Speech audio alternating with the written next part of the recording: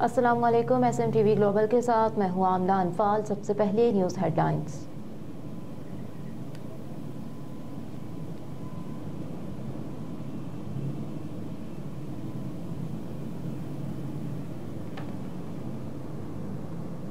ताहयात नाअहली case supreme court का 7 रुकनी बेंच तश्कील। समाअत आज होगी। Chief justice of Pakistan justice Qazi Faez Isa की सरबराही में 7 रुकनी लार्जर बेंच आर्टिकल 62(1)(f) के तहत अरकान पार्लियामेंट की ताहयात नाअहली केस की समाअत करेगा। बेंच में justice Mansoor Ali Shah, justice Yahya Afridi, justice Aminuddin Khan शामिल हैं, जबकि जस्टिस जमाल मंदुखेल, जस्टिस मोहम्मद अली मजहर और जस्टिस मुसर्रत हिलाली भी बेंच का हिस्सा। साबिका हुकूमत ने इलेक्शन एक्ट में तरमीम की थी, जिसके बाद आर्टिकल 62(1)(f) के तहत ताहयात नाअहली की मुद्दत को 5 साल कर दिया गया था।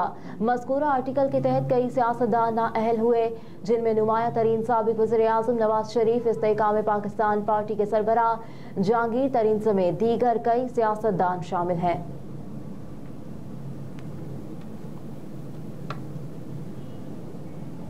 पाकिस्तान के मामले पर IMF बोर्ड का इजलास 11 जनवरी को तलब। हुकाम के मुताबिक पाकिस्तान के मामले पर IMF बोर्ड का इजलास 11 जनवरी को तलब किया गया है।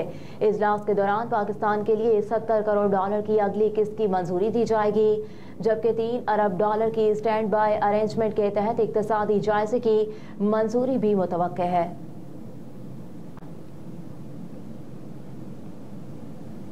पेरिस से हमारे नुमाइंदे ब्यूरो चीफ जाहिद मुस्तफ़ा अवान की रिपोर्ट के मुताबिक पेरिस की मशहूर कारोबारी शख्सियत चौधरी मोहम्मद आसिफ की जानिब से सिफारतखाना पाकिस्तान के हेड काउंसलर एहसान करीम के एजाज़ में शाहनवाज रेस्टोरेंट में एक अलविदाई तकरीब का इनेकाद किया।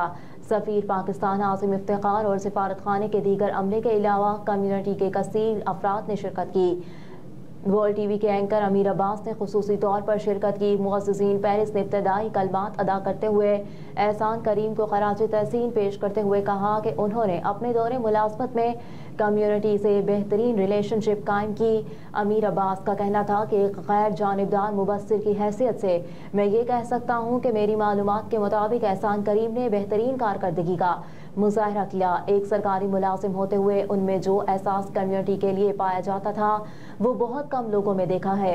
एहसान करीम ने अपने खिताब में चौधरी आसिफ का शुक्रिया अदा करते हुए कहा कि आप लोगों ने मेरे लिए जिन जज्बात का इजहार किया है उसके लिए मैं तहे दिल से आप तमाम अफराद का शुक्रिया अदा करता हूँ। मजीद कहा कि अगर आप कहते हैं कि पूरी दुनिया फ्रांस की एम्बेसी एक अच्छी एम्बेसी है तो मुझे भी ये कहने में कोई आर नहीं कि फ्रांस की कम्युनिटी भी बेहतरीन कम्युनिटी में शुमार होती है। सफ़ीर पाकिस्तान आसिम इफ्तिखार ने कहा कि आप लोगों ने जो कुछ एहसान करीम के बारे में कहा उस पर मुझे फ़ख्र महसूस हो रहा है। मज़ीद कहा कि एहसान करीम उनकी टीम के शानदार अफसरों में से है। मज़ीद कहा कि एहसान करीम की तरह सफारतखाने का हर शख्स कम्युनिटी की खिदमत के लिए अपनी भरपूर सलाहियतों का मुजाहरा कर रहा है। कहा कि न सिर्फ फ्रांस में मुकीम सिफारती अमला बल्कि दुनिया भर में जहाँ जहाँ भी पाकिस्तान के सिफारत खाने कायम हैं वो ओवरसीज़ पाकिस्तानियों के लिए दिन रात खिदमात सर अंजाम दे रहे हैं। कम्युनिटी के लिए तमाम अफराद ने एहसान करीम की कम्युनिटी खिदमात पर उन्हें खराज तहसीन पेश किया। इंतखाबी उम्मीदवारों के तजवीज़ और तायद कलंदा को हिरासत किए जाने पर फैसला महफूज। लाहौर हाई कोर्ट के जस्टिस अली बाकर नजफी ने दरख्वास्त पर समाअत की। इस दौरान सरकारी वकील ने कहा कि वहाँ पर मौजूद रिटर्निंग अफसर को दरख्वास्त देनी चाहिए। अदालत ने इस्तफसार किया कि अगर ये कहते हैं कि उन्हें इसलिए हिरासत में लिया गया ताकि कागजात जमा ना करवा सकें तो फिर क्या करना चाहिए, जिस पर सरकारी वकील ने कहा कि इस हवाले से इलेक्शन कमीशन को ही दरख्वास्त दी जा सकती है। इस मौके पर दरख्वास्त गुजार के वकील ने कहा कि जी हम इलेक्शन कमीशन को भी दरख्वास्त देंगे। SHO कहता था कि ऊपर से ऑर्डर करवाएं।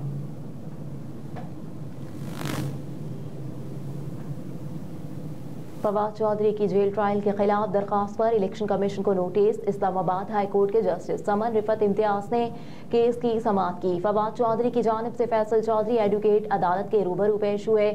दौरान समाअत फैसल चौधरी एडवोकेट ने कहा कि हमने तौहीन इलेक्शन कमीशन केस में जेल ट्रायल को रोकने की दरख्वास्त दायर की है। इलेक्शन कमीशन का तौहीन इलेक्शन कमीशन केस में जेल ट्रायल के खिलाफ कानून है।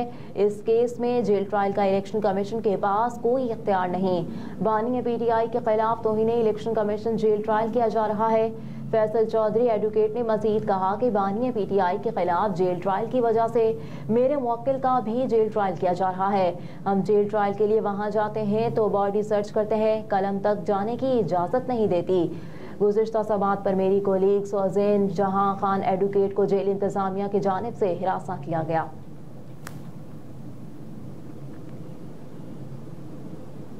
जलाओ घेराव के सनम जावेद के जिस्मानी रिमांड में 1 रोज की तौसी। पुलिस ने मुलजिमा सनम जावेद को 2 रोज़ा जिस्मानी रिमांड खत्म होने पर अदालत में पेश किया।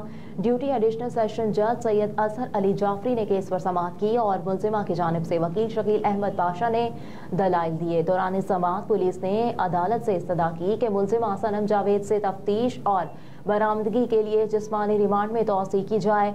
पहले अदालत ने पुलिस की इस्तदा पर फैसला महफूज कर लिया, मगर जिसके बाद महफूज फैसला सुनाते हुए मुलजिमा सनम जावेद के जिस्मानी रिमांड में मजीद 1 रोज की तौसी का हुक्म दे दिया।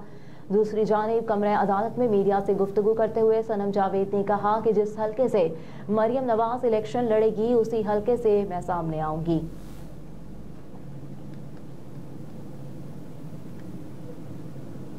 प्लान ए, प्लान बी और सी मौजूद है। पहले तमाम आईनी तरीके आजमाएंगे। सहाफियों से गैर रस्मी गुफ्तगू करते हुए बैरिस्टर गौहर ने कहा कि पीटीआई को इंतकामी कार्रवाई का निशाना बनाया जा रहा है। हमारे उम्मीदवारों के कागजात आरओ ऑफिस से छीने गए और इलेक्शन कमीशन ने इस मामले पर अपना किरदार भी अदा नहीं किया। बैरिस्टर गौहर ने कहा कि सुप्रीम कोर्ट को इस मामले पर असखुद लेना चाहिए। जमहूरियत बचाने के लिए अदलिया को अपना किरदार अदा करना होगा। उन्होंने दावा किया कि अगर शफाफ इंतखाबात हुए तो 8 फरवरी को पीटीआई की जीत यकीनी है। मुल्क में सियासी इस्तेहकाम इंतखाबात के जरिए आएगा। अगर ये मामला ना रुका तो पाकिस्तान के खिलाफ बहुत बड़ी साजिश होगी। वज़ीद कहा कि हम पार्लियामान में जाना चाहते हैं।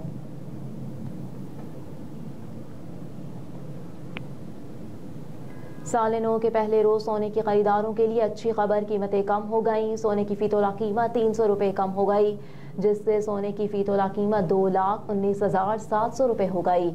10 ग्राम सोने की कीमत में 258 रुपये की कमी, जबकि 10 ग्राम सोना 1,88,357 रुपये पर पहुंच गया। दूसरी जानिब आलमी बाजार में सोने का भाव $2,062 बरकरार है। पाकिस्तान में सोने की आलमी कीमत $20 प्रीमियम शामिल करके $2,082 बरकरार है, जबकि चांदी की फी तोला कीमत 2,680 रुपये पर मुस्तहकम रही।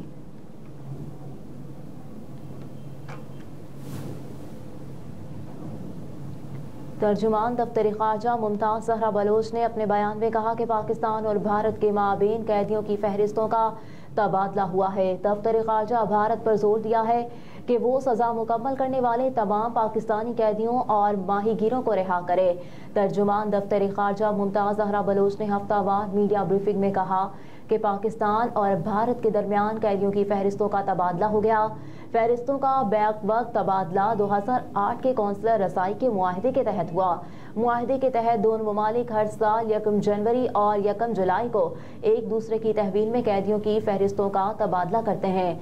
बताया कि हुकूमत पाकिस्तान ने पाकिस्तान में कैद 231 भारतीय कैदियों की फहरिस्त भारतीय हाई कमीशन के हवाले की है। पाकिस्तान में 47 भारतीय शहरी और 184 माहीगीर कैद हैं। इसी तरह भारतीय हुकूमत ने हिंदुस्तानी जेलों में कैद पाकिस्तानियों की फहरिस्त पाकिस्तानी हाई कमीशन नई दिल्ली के एक अफसर को फराहम की। फहरिस्त के मुताबिक भारत की जेलों में कुल 418 पाकिस्तानी कैदी हैं। इन कैदियों में 337 शहरी और 81 माहीगीर कैद हैं।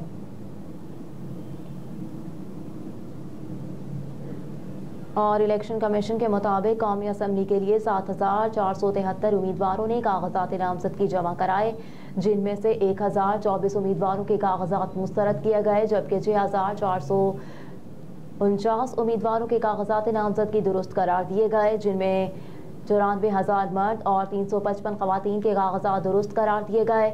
इलेक्शन कमीशन के मुताबिक कौमी असम्बली के लिए 7,020 मर्द और 445 खवातीन ने कागजात जमा कराए, जिनमें से 934 मर्द और 90 खवातीन के कागजात मुस्तरद किए गए।